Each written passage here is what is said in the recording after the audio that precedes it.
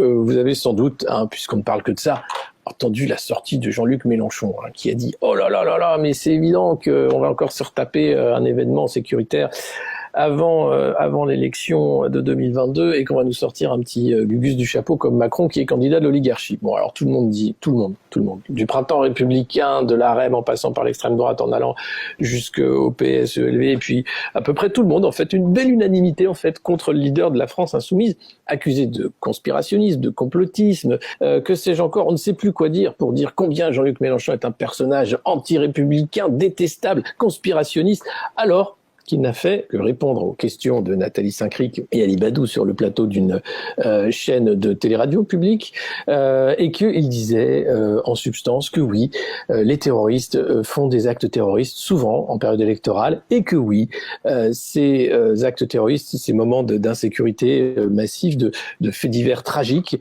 sont utilisés à des fins politiques. Il citait Papivoise, qui a permis à Jean-Marie Le Pen d'être au deuxième tour.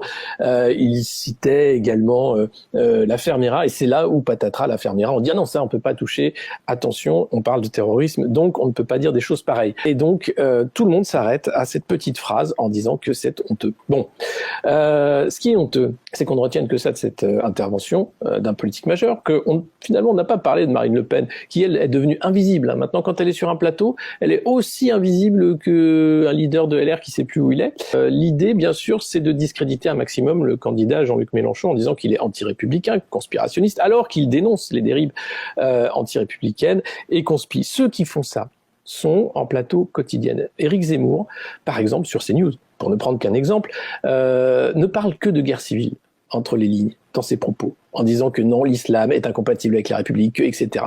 Et défendre le fait que la laïcité permet à toutes les religions de vivre ensemble en France, c'est devenu anti-républicain, grâce notamment au Printemps républicain, qui est devenu une officine de déstabilisation interne. Hein, cette fois-ci, c'est pas, attention, c'est pas les médias étrangers.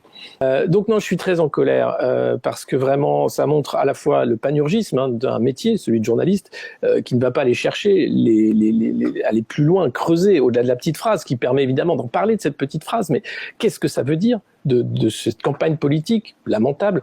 Qu'est-ce que ça veut dire de ce personnel également journalistique qui est incapable de répondre en plateau et qui finalement attend le lendemain pour faire des éditos à charge, voir celui de BFM ce matin par exemple. Donc je vais prendre le contre-pied en disant ça suffit, hein, ça suffit. On peut dire effectivement qu'il a mal dit, mais il faut aller au-delà.